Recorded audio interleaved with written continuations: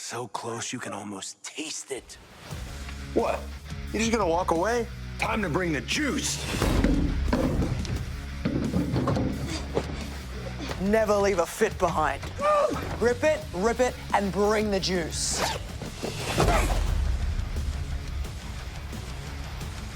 That flavor's just out of reach. Drop the Legos and bring the juice. Yee. Coming off of SummerSlam, Roman Reigns is getting the bloodline in order and has LA Knights in his sight.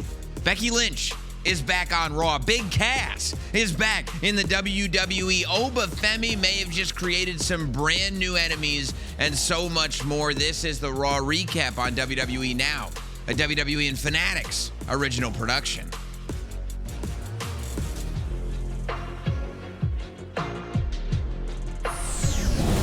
Oh, Megan, the face I've been needing to see. So it's good. To be back. Good to be back. So good to have you back on the Now. You were greatly missed. I do have a small bone to pick with you. A bone to pick with me? Yes, I was listening to the show. The Now. On Sunday morning. Oh. Saturday's recap show. Oh. And I hear you introduce X-Pac and you say the equally as talented, which is a huge compliment to me. Right. That's great. And I've But never even then- seen you do a Bronco Buster. No. Yeah. I mean, just wait if you do Oh, someday. I don't think I want to. Wow. But then you go and add an equally as beautiful. X-Pac is a gorgeous man. That's another, that's an even bigger compliment, I think. I mean, X-Pac, here's the thing about X-Pac. He's a stone cold fox. And everybody knows this, okay? So that was actually another thing that you should have been like, whoa, somebody has noticed I've been putting in some effort. If I look, you see X-Pac showing up in that Gucci jacket and everything. Pretty cool. He was looking good. But I'm glad to have you back, especially on a night where we have a lot of Becky Lynch conversation to be had. But before we get into the Becky Lynch of it all, I really felt like tonight's Raw, coming off of SummerSlam, we were in Minneapolis. Yes. Minnesota. I almost said Milwaukee for some reason. Maybe it's because Midwestern cities. It's probably because I've spent the entire day trying to get home from Minneapolis, Minneapolis. Minnesota. It's been a long one. It's been a long one. I went via Houston. But we're here now. We're back in the Not Sam Stamford studios. And coming off of a Monday Night Raw that I felt was very much, I don't want to say a hard reset, but almost felt like, and I feel like this might have been the case last year too, coming off of SummerSlam, that after WrestleMania, you start to feel like a picture's being painted for where WWE as a whole is going next. Mm-hmm. And I felt the exact same way tonight coming off of SummerSlam. It almost felt like a new season. Yeah, I would agree with that. about to start tonight. Yes. I mean, we always talk about the Raw after Mania, how it's such a big deal. And Yeah. it felt like a reset, a new season, a new chapter, if you will, tonight on Raw after SummerSlam. Yeah, and it's interesting, and I think we're going to talk about this a lot with everything that happened on Raw tonight, but it was even brought up to Triple H at the press conference on one of the SummerSlam post shows, where they were talking about the people that are in the main events. And Damian Priest brought it up to Cody Rhodes on SmackDown, and I feel like that came up more than once in different contexts tonight on Raw. I think that so much of what is motivating stories right now is the idea that there is a hunt for mobility when it comes to the pecking order of this roster.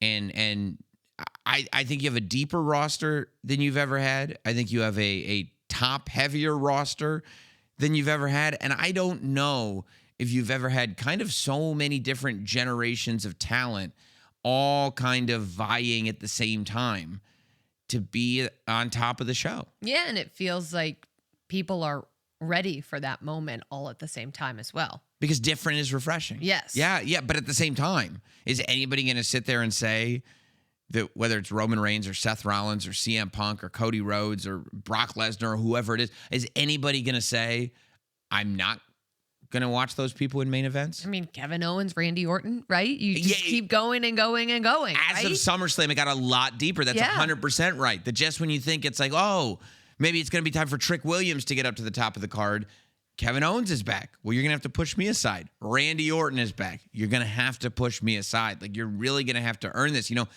when I think the last time there was really, and I think so, there was this real tangible kind of, I think maybe there were two instances of it. I think the moment for the Shield coming in was kind of like that, but it was more about the Shield than an entire generation of talent. Okay, sure. I think when you're looking at an entire generation of talent, which I think is what you're looking at now, I think you're talking about the Ruthless Aggression era. Wow. But what made that so different was that the Attitude Era stars were going away.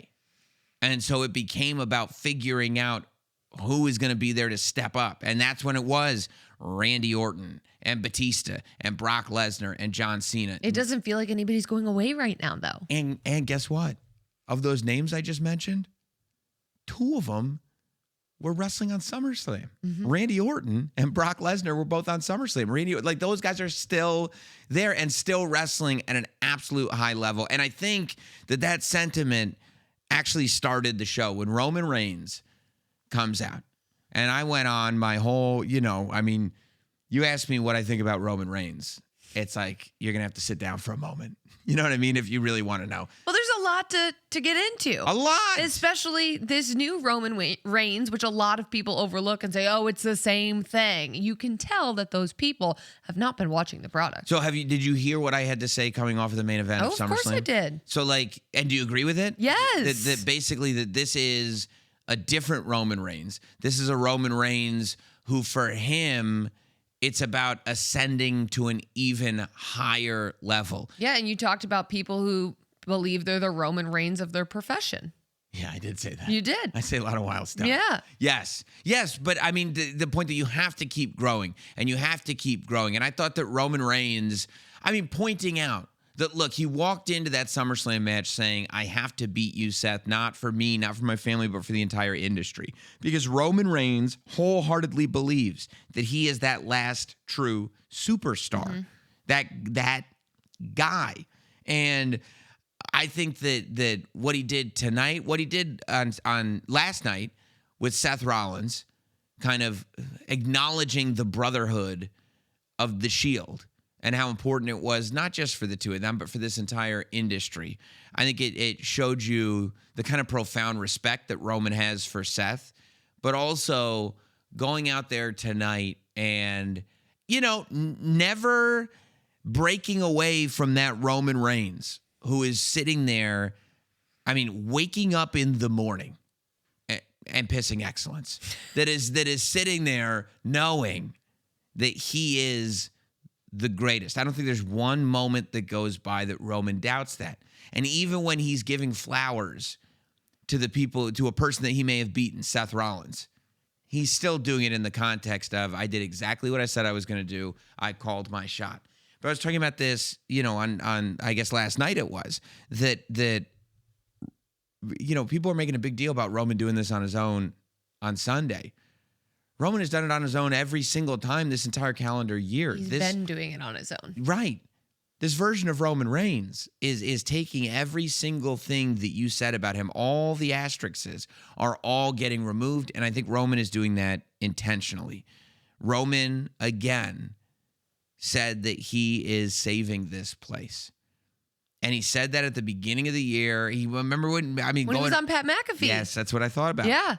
And that was such a controversial moment and a controversial interview because it was a blurred line, and right? Yes, and it had been a year and a half since you heard Roman talk like that. And when he talked like that before, it was like, oh, he's a villainous character. And when you hear him talk like that now, it's like, oh, that's just a dude who believes it. Yeah. And it ends up being the foundation of what this version of Roman Reigns is. So as he's allowing the audience to acknowledge Seth Rollins. Des Moines, Iowa. Seth's an Iowa boy. Perfect place to acknowledge Seth Rollins.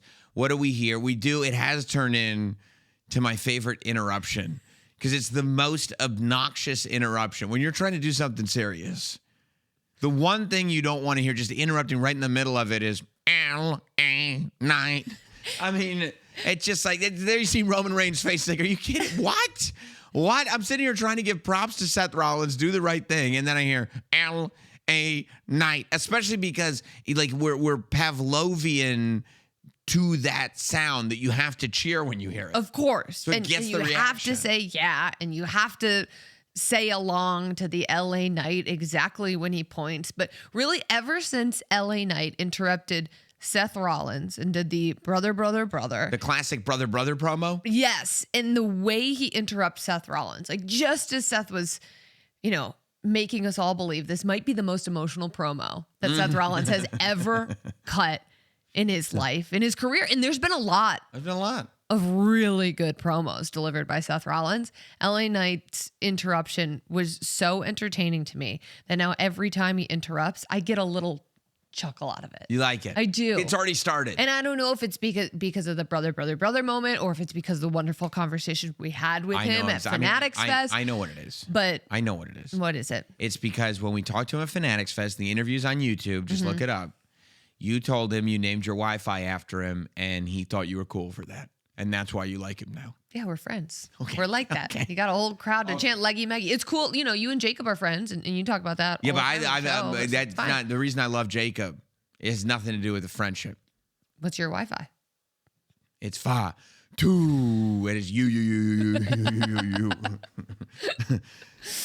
But LA Knight comes out and he says to Roman Reigns' face that Roman is a fraud. He allows him. Yes, you did it on your own. Congratulations, my man. But you're still a fraud.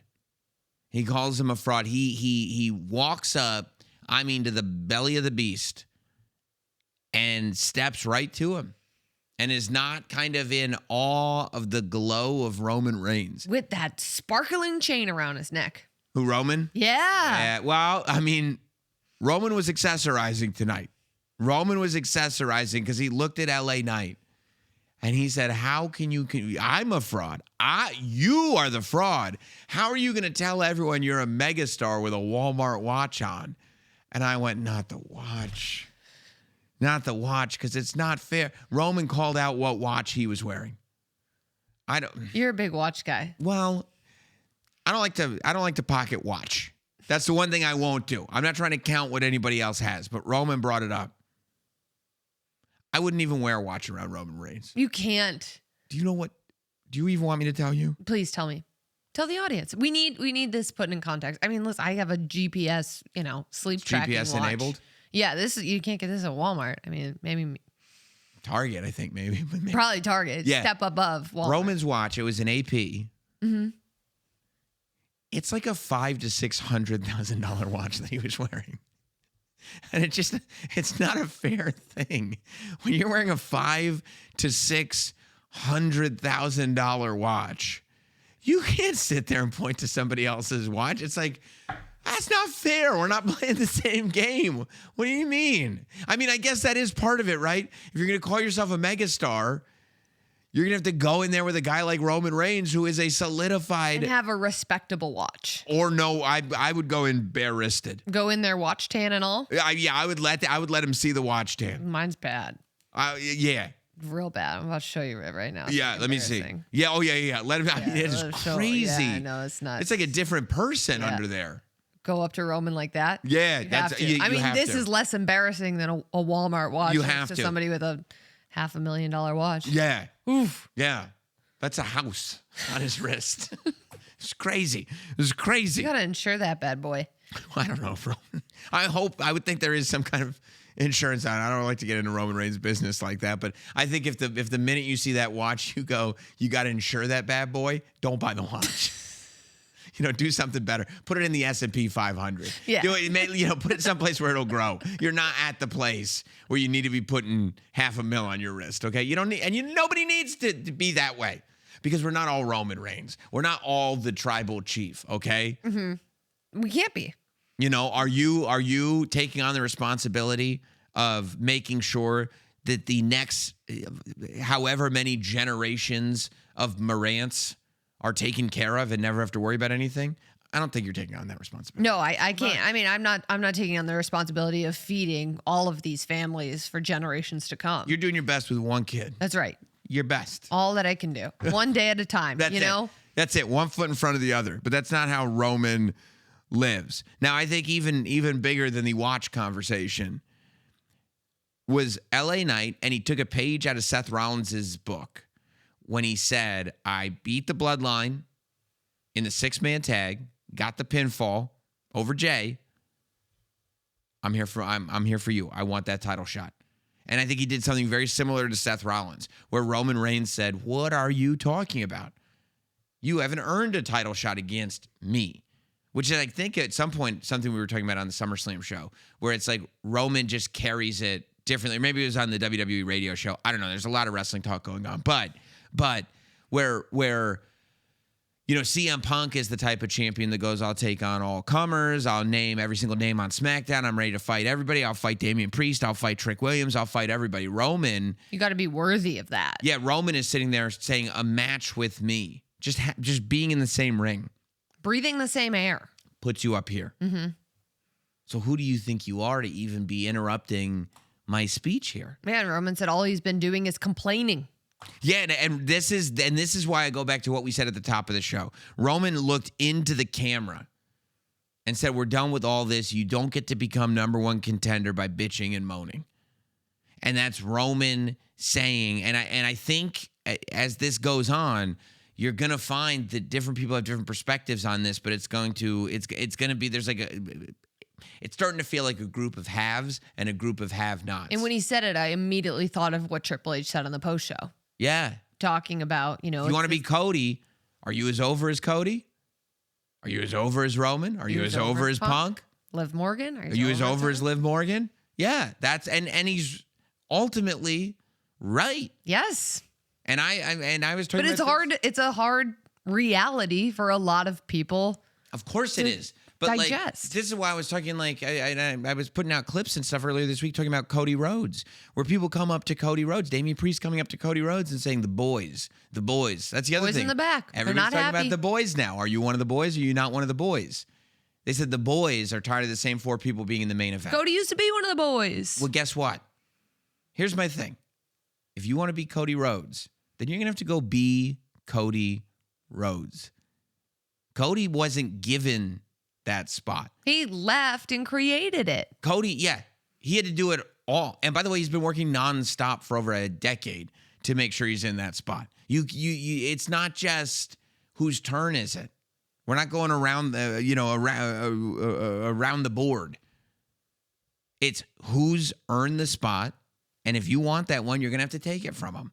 And that's the same position that Roman Reigns is in. If you want the Roman Reigns spot, it isn't up for grabs. It didn't exist before Roman Reigns.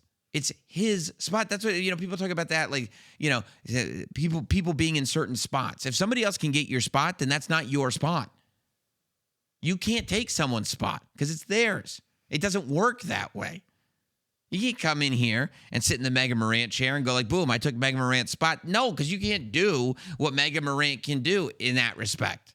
I mean, and then Triple H bringing up too, we said, if are you more over than Cody Rhodes? Are you more over than Liv Morgan? I think what we've seen from people like Roman and Cody who have created this spot is them going out and sort of risking it all in Cody's sense, right? Yeah. Yes. No tomorrow.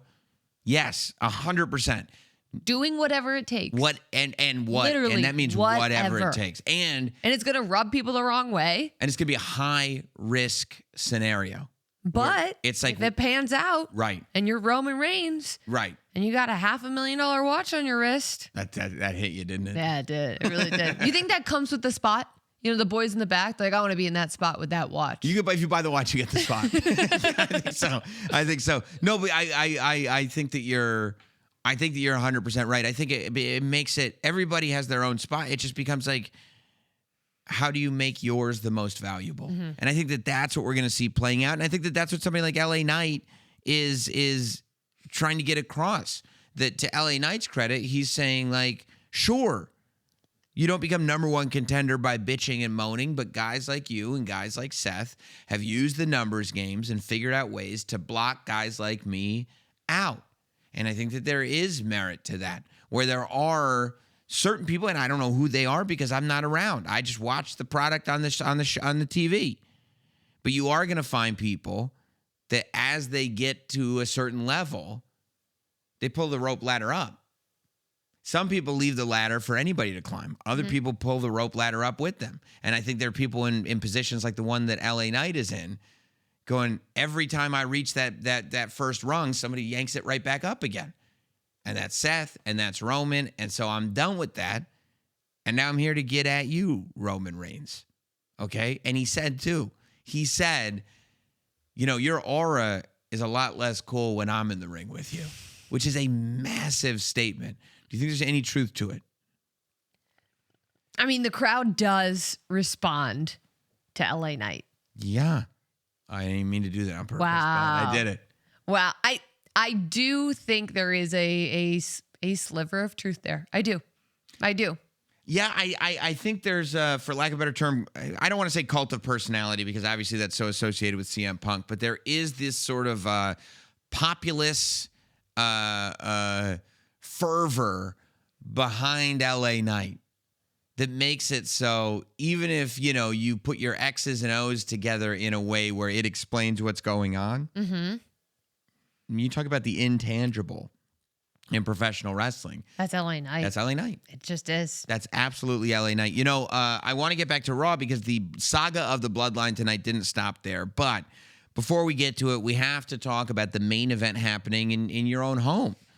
Look, life is basically SummerSlam every single day. It's a high-stakes gauntlet where the responsibilities just keep coming. It feels like you're constantly making trade-offs between the things you have to do and the things you actually love. That's why we're celebrating those moments where you refuse to tap out.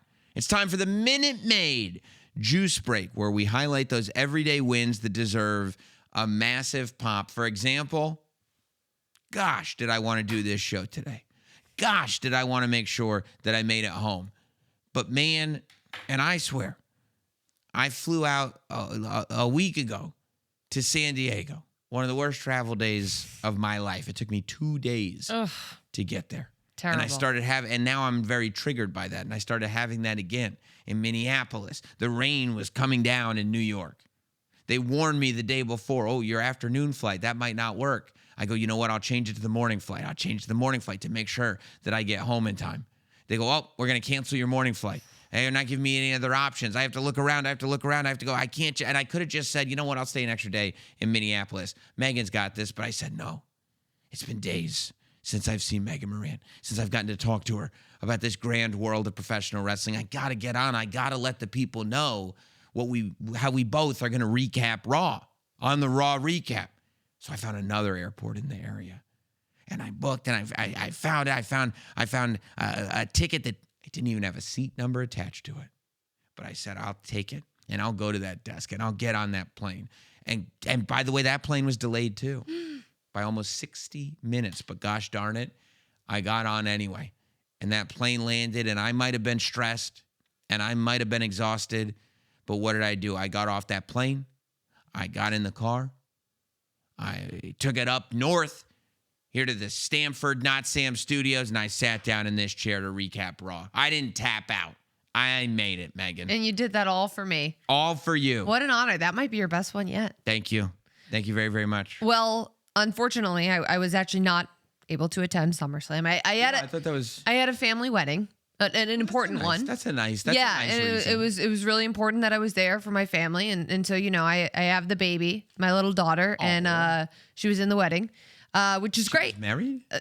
She's not married, but she was in the wedding, like a little flower girl situation. Oh, yeah. No, not ready to get married just yet. Good. Not going to change that Morant name. No. Good. No. Good. Baby Morant was not ready to get married, but made her way down the aisle, flowers and all. And while it is very adorable, it's a lot of work being the mom at the wedding of the baby because weddings really aren't a place for babies to be. So I was, doing the mom thing, the whole wedding. And while it was great and a lot of fun, and there were some fun pictures captured and memories captured, it was a difficult time for me. Balancing the baby in one hand, walking out of the room, walking into the room. But Typical you know, stuff.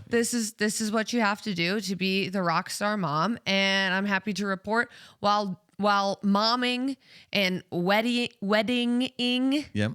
I was still able to catch the bouquet with one hand, baby in one hand, bouquet in the other.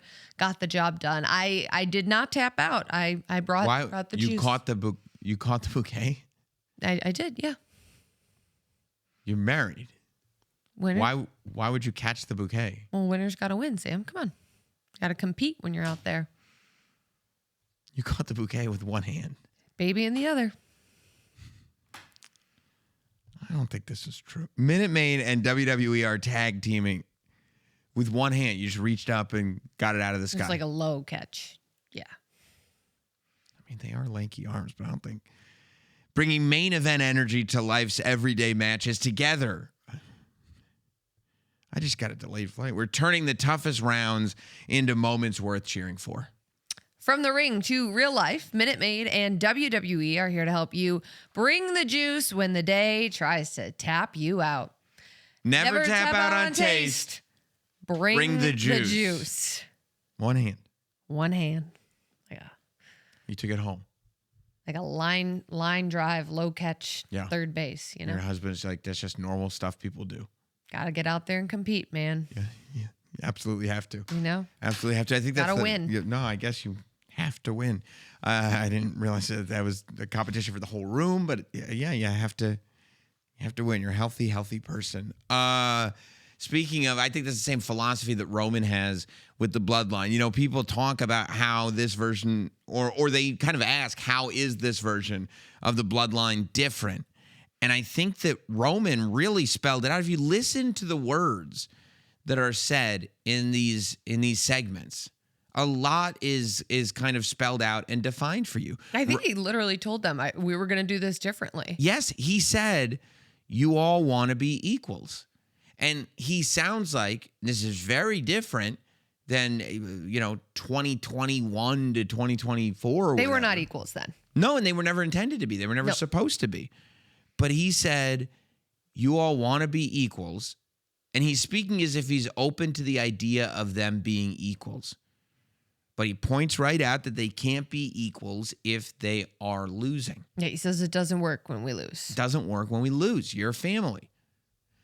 He said that, the Usos stepped forward and said, we'll take care of LA Knight. And Roman said, enough. I've heard, first of all. Well, there was also some Solo hate thrown in there. He was talking about, like, how did you lose to your little brother Solo? And then Roman's like, by the way, where is Solo?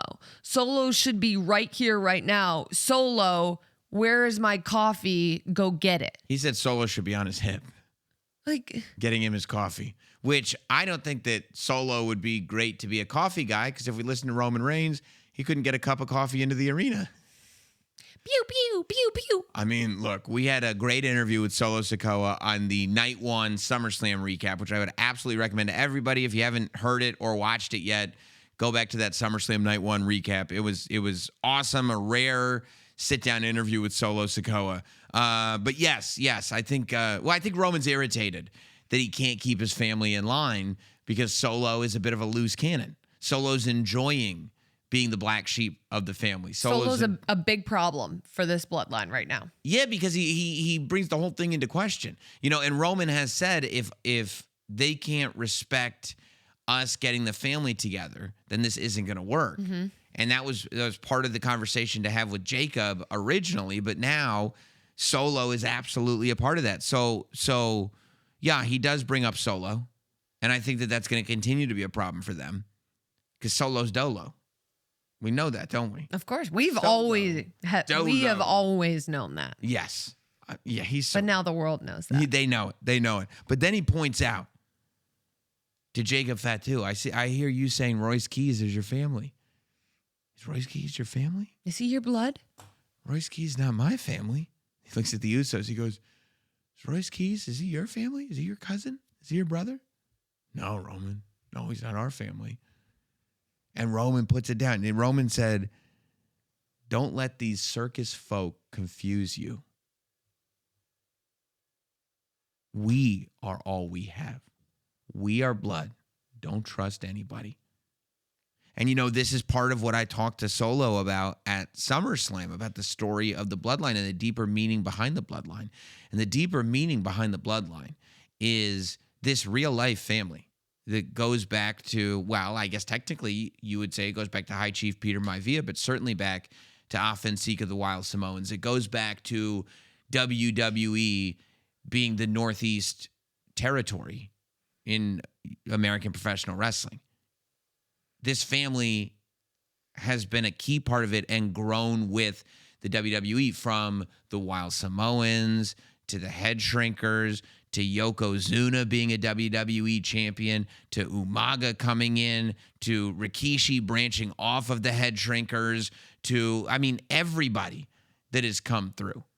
And Roman has said on multiple times that a part of this whole thing is the fact that this family has given and given and given to this thing, and that there has never been a family like the bloodline, except in my opinion, before they declared themselves the bloodline.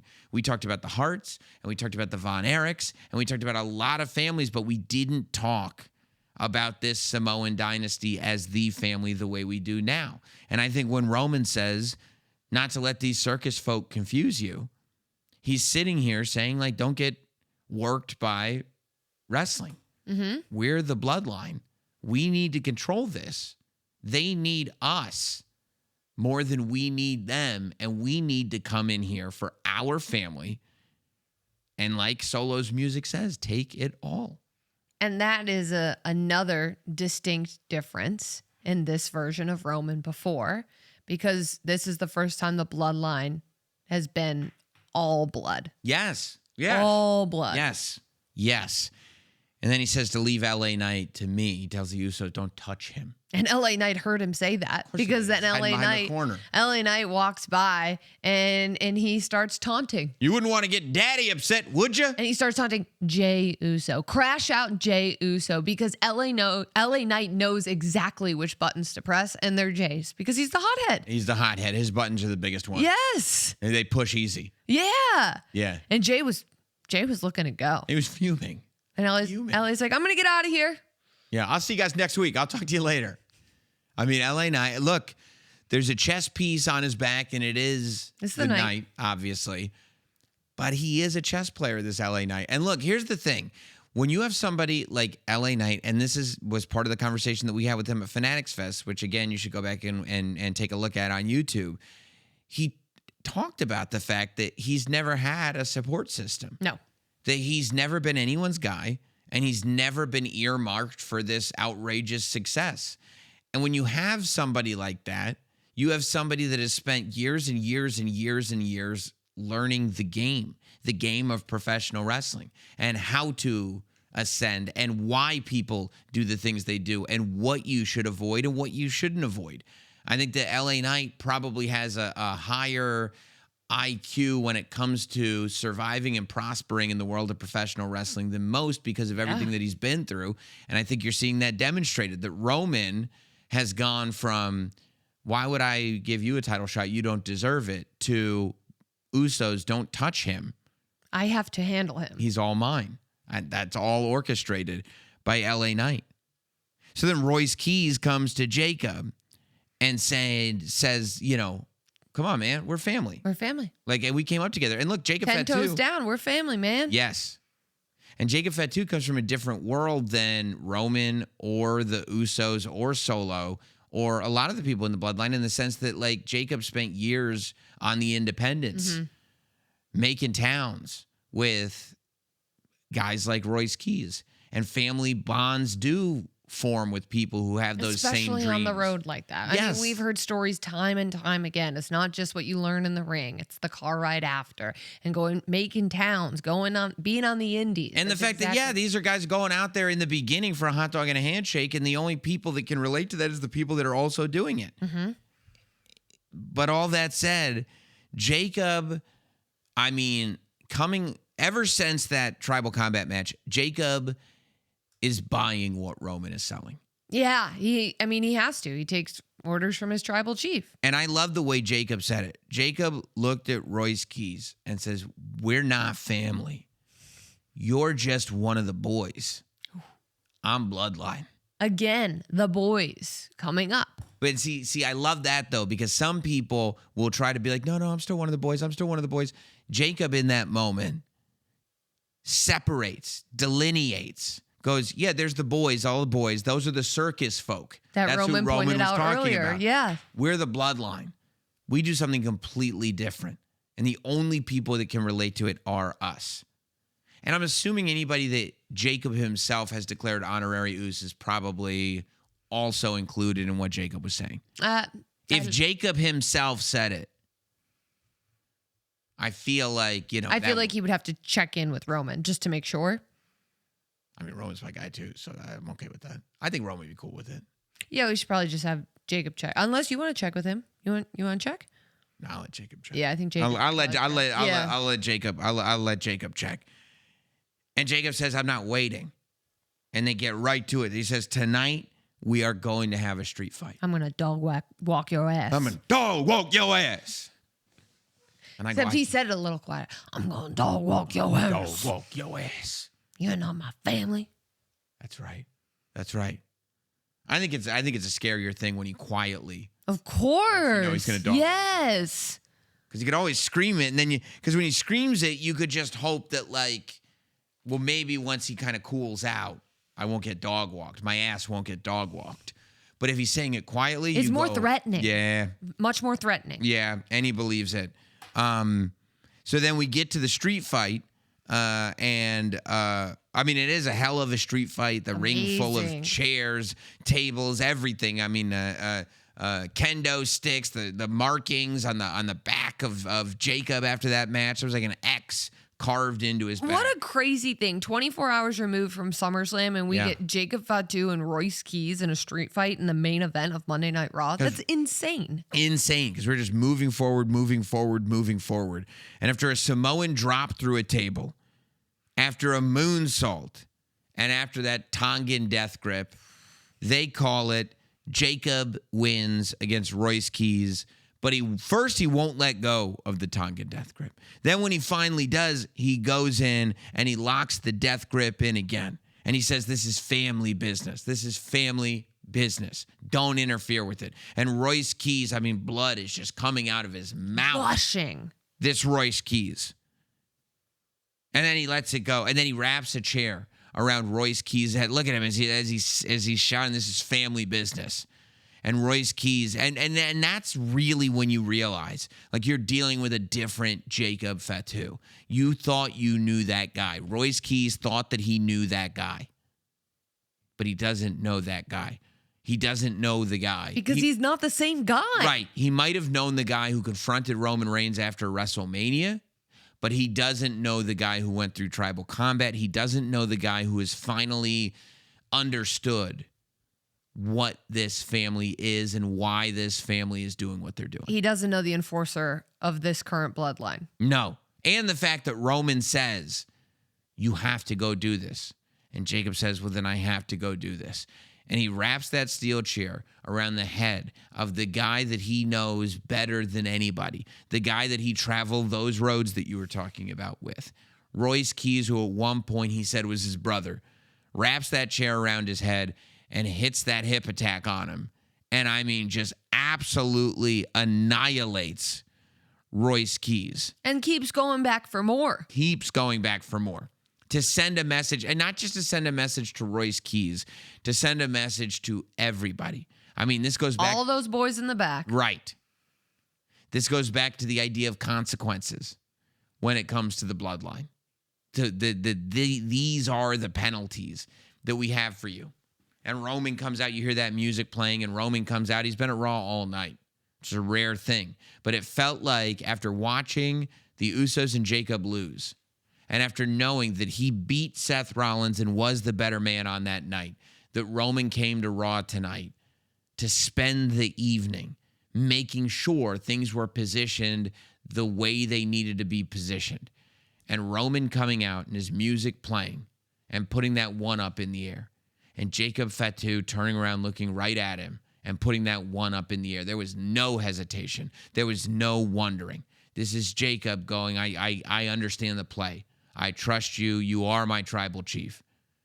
And Jacob puts that one up, and it really is this sight of like, it felt to me like Roman's warnings, Roman's lessons, Roman saying you can't do this if you're not winning, got through to Jacob immediately. Yeah, and Jacob raising the one to me says, this is the only family that matters. I am only family within the bloodline.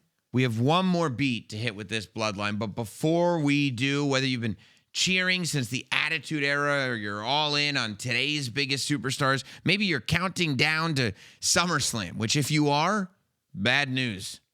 It already happened. But Prosphere is still the place that has the gear to help you represent the WWE Universe in style. From legendary icons and current fan favorites to the next generation of WWE superstars, Prosphere offers an ever-growing collection of officially licensed apparel inspired by the biggest names and moments in WWE. I'm talking about premium jersey-inspired styles. I'm talking about graphic tees. I'm talking about hoodies. I'm talking about this is what I wear. I'm talking about my soccer jersey. You go, Sam, you even play soccer? I do. When it's the OTC. Look at this OTC. You know what they call that, Megan? That's my kit. They do call it a kit. That's my yes. kit. This is my OTC kit. It says Roman Reigns on the back. It's got the number 1 on it. That's my I say that they go, you wanna kick they don't say pigskin because it's not American it's not football. American It's football. No, football. yes. But they go, you want to kick the ball around a little bit? I go, yeah, let me get my Roman Reigns kit on. Prosphere hooked it up. And for me, I you got got my HBK tank because it is tank season for the summer. No better WWE superstar to represent than the Heartbreak Kid himself, Shawn Michaels. He's been cooking up some masterpieces down there in NXT as well. I always rep my perfect tank Shawn top Michaels. to wear. Because you know what the Heartbreak Kid does? Dances all over your face. Oh, that sweet chin music. Don't just wear fan gear. Make a statement.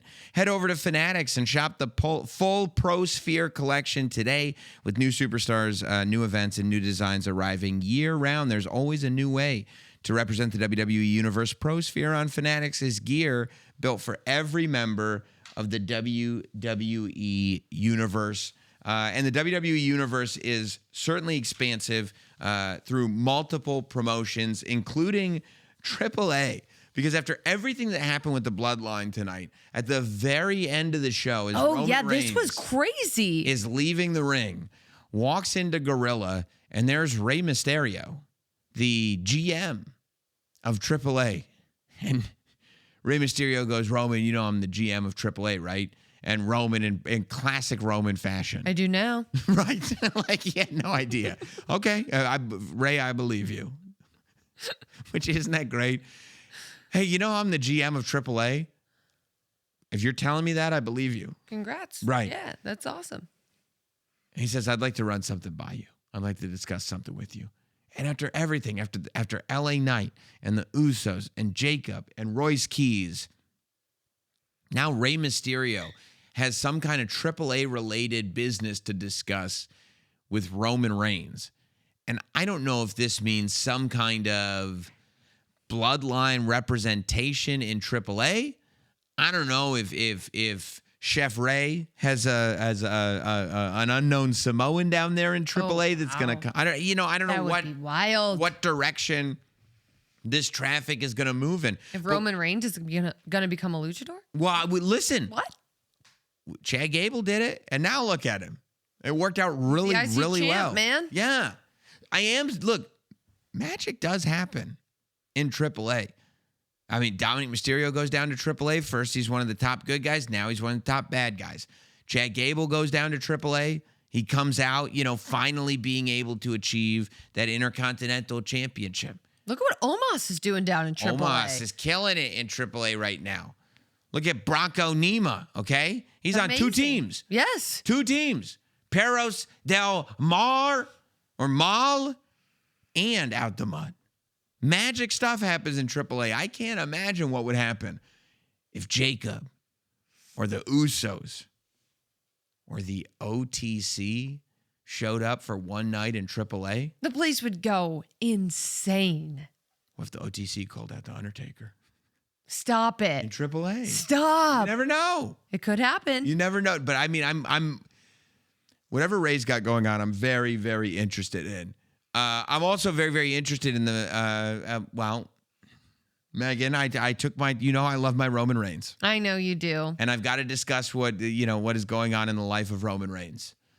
But you have somebody that you have an affinity for that made her return. Actually, Megan was just grumbling in the while we were watching Raw earlier. She goes, I can't believe Becky didn't have a match at SummerSlam. I was very upset You were about upset? it. I was. Yeah, I was ready to justice for Becky. Honestly, it was really bothering me that I had to miss SummerSlam for a while. And then when Becky wasn't on the card, I was, you know what? I'm boycotting it anyways. I ran into her backstage. There's a video of it, and I did not present her with the ESPN moment of the It night. was just terrible of you. So disrespectful. Well, she didn't earn it, and I don't think she ever will. She could. Yeah, but so I mean, a lot of things could happen. If we live in a world of hypotheticals, we'd never get anything done. She could easily earn it. Well, I mean, she had a big moment tonight. She comes out. Massive. Liv Morgan. First of all, okay, so when Liv Morgan comes out, I love the glee that Liv Morgan has in what she did, because I think a lot of people walked into SummerSlam, myself included. Sorry, assuming that Liv Morgan. And you're the one who calls me a Judgment Day hater, huh?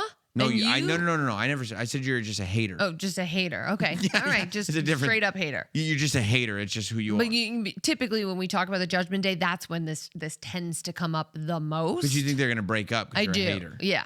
But you do with every But team. you also thought that Liv Morgan was going to lose to Io Sky. That doesn't make me a hater. All matches have to have one person winning, one person losing. That's how it works. Admit that you were wrong, Sam. I was off on that one thing, Okay. But I mean, how could I was off on a little thing. That's slightly off. However, Still have Hall of Fame numbers over there. However, Liv Morgan coming out after SummerSlam and just soaking it all in, because she heard it all. She heard about how Io was going to beat her. She heard about how she shouldn't have been in the Queen of the Ring tournament. She heard about how she never defended the championship. She heard the criticisms of her reign. And then what does she do? She walks into SummerSlam, and while, yes, there was chicanery afoot Yes. with the Judgment Day, ultimately, what made the decision in that match, Liv hit the Oblivion. But One. although the first Oblivion that Io countered was so sick. it was so sick. But then Liv hit another Oblivion. she had and another hit one her in her. 1, 2, 3. And that's it. And you can't really ever take that away from Liv Morgan. It was a clean finish. And as yeah, that's right. Maybe clean earlier in the finish. match, chicanery, but the finish itself, clean. I'll say clean. I can't say clean as a whistle, but I'll say clean. She said that her goal is to have the longest reign of all time. Just crazy. I mean, Bold. hasn't it been 100 days Very already? bold. Yeah, over 100 days. Right. But with just one title defense. She's still the champion. So then so we're talking in a year, she'll have 2 title defenses? No, it'd be 3. Yeah, I get, yeah. You know what I mean? Yeah, math. I thought you went to college. Yeah, I didn't take journalism, not a lot of math. You went to journalism college? Yeah. I I thought know. you're supposed to have integrity for that. So she also complimented.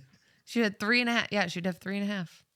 Yeah, I mean, you could do the fourth one in year 2 because you haven't quite hit 400 days. But regardless, they'd probably be great title. That was a great match. It at was a great SummerSlam. match. So, I just like to see fighting champions. like who? Like Becky Lynch. Oh, I didn't even think you were going to say like that. Becky Lynch. Oh, so Raquel, and this is key. Raquel had the Intercontinental Championship, which she won last week on Raw, wrapped up in barbed wire. Nice custom made for Big Mommy Cool. I love that for Raquel. But as they're sitting there, just kind of taking a lap in everything that's happened, here comes we get to Roxanne Perez versus Sol Ruca, and post match, the Judgment Day is attacking Sol Ruca. And there has been a problem as of late, and it's been brought up before, that Sol Ruca has got to spend some time making friends. She's new. I know she's new, but the Judgment Day's picking on her, and there's 3 of them. Yeah, and no one has really taken Sol Ruca under their wing. up until tonight, maybe, because the is what numbers I- finally got evened out. First, the man comes around. Becky Lynch What a sight. shows up on Monday Night Raw. And you know, Were you happy to see her? I think even you were happy to see her. no, I find her to be an unpleasant person. And maybe I shouldn't let that get in the way of my TV show, but I find her to be, she's treated me very poorly. You know what she told me at SummerSlam? What did she tell you? at That SummerSlam? now that Sirius XM has WWE Radio and I Yes. do my show on WWE Yes. Radio, she said I was no longer going to be allowed to have hot takes. I did hear that because she talked to the big dogs. The big guns. Big guns. The big guns. The big guns. The big guns. Yes. And they said that my days of having hot takes are over. Which, if it's true, I'm going to be furious. But I think she's wrong about that. I think she might be right. I don't think so. You're gonna have to figure out how to process all of that. Well, I don't think she's right. But Becky returns, and she gets on the microphone, and I will say this: it felt like people were ready to cheer for her. Yes, of course. Finally. Yes. Finally, people are coming around back to their senses. Mm-hmm. When they see Becky Lynch out there, they go, that's a fighting champion. Mm-hmm. That's someone I want to get behind. And she calls Liv Morgan out right away. She said Liv Morgan has been a glorified valet instead of a champion, and that she's been flirting instead of fighting. Yeah, and then she imitated her and- of all time. And she did nail it. She did. It was a spot on imitation. But I did like in the very beginning of it that like Raquel was kind of stepping up because she had the Intercontinental Championship, and that's something that Becky Lynch defined herself by for a long time. Yeah, it was like over a year. Yes. And she points and is like, no, honey. Already I'm not coming. I already made that title relevant. Yes. Which I see no lies. She goes, I'm going for that one now. Which is so great for all of us Becky believers, because I think there's just been this desire to see Becky Lynch back in the main event scene. As difficult, it's really, really difficult for me to say it, but unfortunately, it is true. I knew it. I knew you'd come around. I knew you'd come around. Unfortunately, I would say that there is historically something about a Becky Lynch main event. Right? I mean, there's a reason she's the first woman to main event and win a WrestleMania, for goodness sake. forget But it. still an unpleasant person. But No. she then says that Liv Morgan has had the worst title reign ever.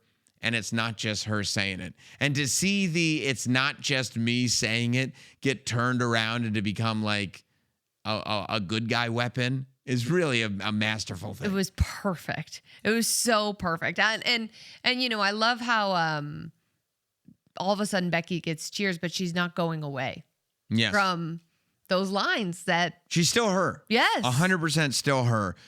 Liv, I think, does a great job defending herself, getting right in Becky Lynch's face, hitting her with the all extended, all time. Yeah, she told Becky, like, shouldn't you be home being a mom? Which I'm like, she can do both. She's Becky Lynch. I mean, that Don't was, you worry about, well, that's none of your business, girl. Look at her. She's doing it all. You think so? Yeah, Becky's out there doing it all. She's showing people you can be a mom and you can be a world champion main eventer. And I like that. Has she been a world champion since she's been a mom? Yeah, I believe so, right? She beat Bianca for the championship. She came Oh, yeah, back I didn't and know if become- she. Oh, that's right. at That's right. She came SummerSlam. back. Yeah, Yep, right yep, away. Yep. So World she- champion and mom. That's right. Yeah. Liv did decide to start hitting low. Yeah. You know what I mean? It was like Liv was like, no, I'm just gonna go right for the jugular immediately. Going right for your kids. Right. And it's like that's a tough spot. That got personal quick. Yeah, exactly. Yeah. This escalated quickly. So then Becky said, I'll go right back there, that you're not even the greatest champion in your own group, Which was tough. because Raquel just won the Intercontinental Championship. And then she said, you're not even the greatest champion that has slept with Dominic Mysterio. Which it's like, why are we bringing up Dominic Mysterio here? What are we doing? Well, it's Liv's boyfriend. What are we doing? I mean, they're Bonnie and Clyde. You yourself have referred to them as the greatest wrestling couple of all time. Macho Man Liz number 2. Liv Dom number 1. Yeah. Yeah. Do you think she's the greatest champ that's ever slept with Dominic Mysterio? I don't know any place that anybody is going to bed. I don't know where people sleep. Okay. That's not because I don't watch that on Monday Night Raw. We stopped doing that on Monday Night Raw years ago. we don't do that anymore. Like, I don't know who's, I don't know. I don't know who's sleeping with what or who. I don't know. All I know is that people have been very successful with Dominic Mysterio. That's what I know. People. There have been multiple people that have been successful when Dominic Mysterio is by their side. Yes. Oh, okay. Yes, historically speaking. And Liv, I mean, listen. Why are you running around talking like, okay, fine. You want to talk about history? You're not even the best this to have been with Dominic, that to have been with Dominic. How many times did the last person, all due respect, who was with Dominic beat Io Sky? 0. How many times did Liv do it at SummerSlam? She beat her? Beat her. She did beat her. Beat Io Sky. So it's like, okay, if we're going to start, telling these tales, let's tell these tales. Liv hits her with the "you're just jealous." Liv hits her with "you're just jealous because your time has passed. And now it's my time." Which, again, what did I say? Takes us back to multiple generations duking it out. Yes. This is not the space where Becky Lynch and the 4 Horsewomen are the top of the card and the Liv Morgans of the world are the up-and-comers. This is the Liv Morgans of the world getting told by Triple H on Unreal, you're the one. You're a ring general. You're a I can put ring- you in there with anyone. Yes, you're a ring general. This is not Liv Morgan showing up and going, wow, I can't believe it. I'm actually a champion. I'm happy to be here. I'm happy Finally to be won here. Money in the Bank. This is a totally different Liv Morgan. Maybe if I keep pitching ideas, they'll just let me on TV. That's not this Liv Morgan. No. This is a ring general, as stated by Triple H, who knows a thing or two about being in that position. I would say so. Right? And so I think that that's part of it. That's part of this, like, where we're at is, okay, how good is Liv Morgan? And Liv Morgan can't be as good as Becky Lynch was. She not only has to be better than Becky Lynch was, she has to be better than Becky Lynch is in order to call herself the champion. Which is pretty tough because she is the greatest female wrestler of all time. Well, Becky Lynch has to now step forward and go like, yeah, and that's not a note on my past. That's a note on my present. Because if Becky Lynch is the greatest female wrestler of all time because of what she did, then Liv Morgan is going to mop the floor with her. But if Becky Lynch is the greatest female wrestler of all time because of what she's doing, then that's a different scenario. And I think that that's the question for a lot of people in similar positions on both the men's and women's side of the roster. That's the question that needs to be answered. Is Roman in the position that he's in because of what he did or because of what he's doing? Same with Cody, same with Punk, same with Becky, same with all these people because of what they did or because of what they are doing. Because this is a what have you done for me lately place, especially with the talent roster that we have. It sure is. And then Stephanie Vaquer. So they're appears. retreating. They're retreating. And Stephanie Vaquer shows up from behind, and you can see Liv Morgan going, this is the last thing Petrified. on the planet that I needed. Like, you have to be kidding me. I didn't This see. is her most physical rival she's ever encountered. I was talking to Roxanne Perez just on Sunday on WWE radio about the head-on collision that her and Liv Morgan had The sound it made. Oof. at the hands of Stephanie Vaquer. And now Stephanie is back. Becky is back in the main event scene. Stephanie and Becky, though, not necessarily just, oh, hey, buddy, staring each other down, because I think both of them, and again, you look at Stephanie Vaquer, who outside of the WWE system had to work to get into the spot that she's in. And Becky Lynch, who inside of the WWE system had to work to be in the spot that she's in. You know, make no mistake about it, Becky Lynch was never predestined to be the person in this division. Do you remember her debut? Yeah, of course I do. Not great. Not great at all. Not great. But she had to do this. Stephanie Vaquer the same way. So Stephanie and Becky looking at each other, realizing that they are roadblocks in each other's way to taking what Liv Morgan has, I think, really immediately complicates and elevates the women's world title scene. And again, to add that other layer of generations and mobility within the world title scene, Stephanie Vaquer, one of the newer faces. Absolutely. Who's come along, but by no means is a rookie in this business. No. And I'll tell you who else is not a rookie. We got a couple of big returns at SummerSlam, and these are the people that you had said earlier have now created a whole new sense of depth in the top of the card scene in the WWE. First of all, Randy Orton, the Viper, is back. Randy Orton made his return at SummerSlam, struck in the WWE Championship match, RKOing Cody Rhodes. And now the legend is ready to strike again. You can get his new gear at WWE Shop and Fanatics, that new RKO gear. And speaking of RKO, what about KO? Kevin Owens. Kevin Owens is back, and he's ready for a fight. He's the new #1 contender, and you can rep Kevin Owens' SummerSlam return with the new Fight Owens Fight Forever t-shirt, KO The Return. Available now at WWE Shop and Fanatics. Kevin Owens, another person that we talked to on the SummerSlam recap podcast for night 2, which was a fabulous interview. It ended with him kissing my bald head. So I would recommend. Not only was did we interview Kevin Owens, but we also interviewed Baron Corbin, and Kevin Owens bum rushed the interview. So if you haven't watched those yet, make sure that you watch those. Huge moment on Monday Night Raw tonight. It was teased for a very, very long time. The last few weeks. Big Cass back in the WWE. And dude, he's big. Well, yeah, he's 7 feet tall. And the thing about that is it can't be taught. 7 feet tall, but also shredded. Shredded. He's in the best shape I've ever seen him in. Big Cass was a force in the WWE for a period of time. A favorite of mine. Somebody who it was clear had this, just this world of potential. But life has a way of lifing. And that's exactly what happened to Big Cass. And if you listen to his words tonight, he feels like it cost him 8 years. 8 years he had to spend away from the WWE when all of this didn't work. 8 long years watching people come up and people come up and people come up. And he goes out there tonight and he takes out Javon Evans. Now, for me, I immediately had my suspicions about why Javon Evans.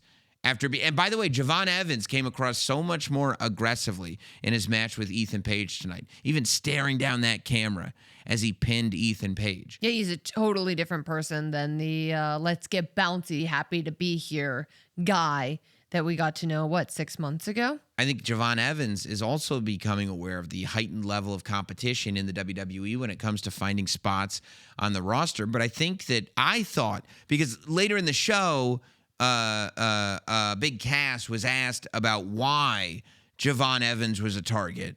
And Big Cass said that because he was there.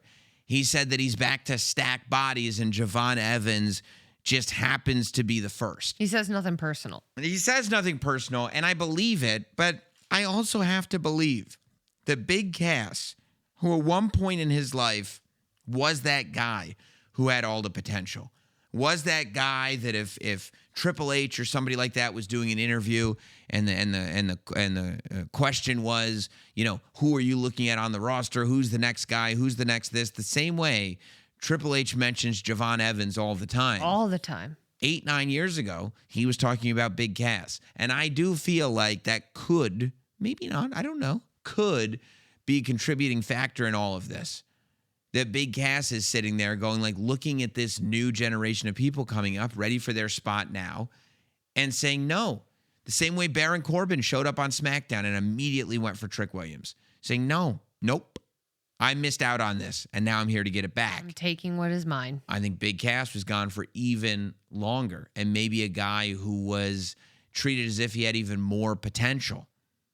And it was taken away from him, and he's in a situation now where he can get it all back. So many returns as of late. Of course, Baron Corbin, of course, Big Cass at SummerSlam, like I was saying, Randy Orton, Kevin Owens. SummerSlam 2026. delivered countless memorable moments. Of course, night one saw Nick Aldis enter the ring as a competitor for the first time in WWE, while Obafemi defeated Brock Lesnar in a brutal Hell in a Cell match to cement his place as the future. Night two, I feel like was even better. Kevin Owens returning from injury. Roman Reigns and Seth Rollins delivering an instant classic. And Chad Gable, Baron Corbin, and Chelsea Green all capturing gold. Topps now has commemorated these unforgettable moments with exclusive trading cards available for just 72 hours. I've already ordered a bunch of them because you could get the dual autograph of Roman and Seth. You could get the dual autograph of Brock and Oba. One person is going to get a dual autograph of Seth Rollins and Roman Reigns doing that Shield fist bump on the same card. One person is going to get a dual autograph of Brock Lesnar and Obafemi on the same card. Yeah, if you purchase the base version, you'll not only have a chance to receive those, but also serial numbered parallels, one-of-one dual autographs, ultra rare autographs in general. Make sure to head to Topps.com to secure your piece of WWE history. Like I said, only available for 72 hours. While we have, a couple of minutes, a lot happened on this episode of Raw. So much. Of course, the stare down between Obafemi and Braun Breaker. And I really want to get into this, and I hope that it continues next week where we can really give it more time. But, Obafemi going out there. First of all, Paul Heyman congratulating Obafemi on beating Brock Lesnar. Oba going out there and declaring himself the leader of this generation, the person who is going to be at the helm of the next generation of WWE superstars. I think Braun Breaker took that personally. You know I love an IOA confrontation. You know I love when the music of one superstar starts before the other superstar is left, and we get that stare down. And my God, Braun Breaker, that was the last thing you wanted to hear. Because guess what? Last year, before Obafemi was on the main roster, Everyone was saying that about that he's Braun the guy this Breaker. conversation was about. 6 months ago, everyone was saying that about Braun Breaker when he had a match with CM Punk for the World Heavyweight Championship at Madison Square Garden. There was a real question about whether this was going to be the time. Is Braun Breaker going to win the World Heavyweight Championship? Is he going to walk into the Royal Rumble the champ? What about when Braun Breaker took out Seth Rollins, took him out of the Vision, and then held said, up "Oh, the Seth future, Rollins' title? that's What now." did you say? Oh, the future? That's now. What did you say when Braun Breaker had the title on his I shoulder? said it looked good. Yeah. I said it looked right. Yes, that's exactly It what looked you said. good. It looked right. Yes, that's exactly what you said, and I remembered it. And I feel like Braun Breaker has slipped away from that scene. I do too. And I feel like the Obafemi hype train is on full course. And I think I was so glad that Braun Breaker did exactly what he needed to do tonight, and that's break Joe Hendry in half. Yes. This is what we've needed to see from Braun Breaker because, to your point, I think he has slipped away from that. Not just from Oba, but you talk about all these young faces. Javon Evans is someone we just talked about. You talk about Trick Williams. He's in the mix there as well. A lot of young faces are making an instant impact. That was Braun Breaker. And now And it look at doesn't that. seem that way. Look at Trick Williams. Yeah. Baron Corbin showed up and took his title. This is as competitive as I remember things being in the WWE. It's not going to be handed to you, and you can't be patient anymore. And I think Braun Breaker's figuring that out. And you right can't away. get comfortable. Oh no! And Braun Breaker's making sure that nobody anywhere near him is going to be comfortable because he'd be breaking everybody's ribs with those spears. That's right. Well, I can't wait to see what's going to happen next. Of course, we will be here on the Raw Recap. Make sure that you are subscribed across all audio platforms. Make sure that you're leaving comments and hitting like on YouTube. And myself and Megan Morant will be right back here next week to recap another Raw on Raw Recap here on WWE Now.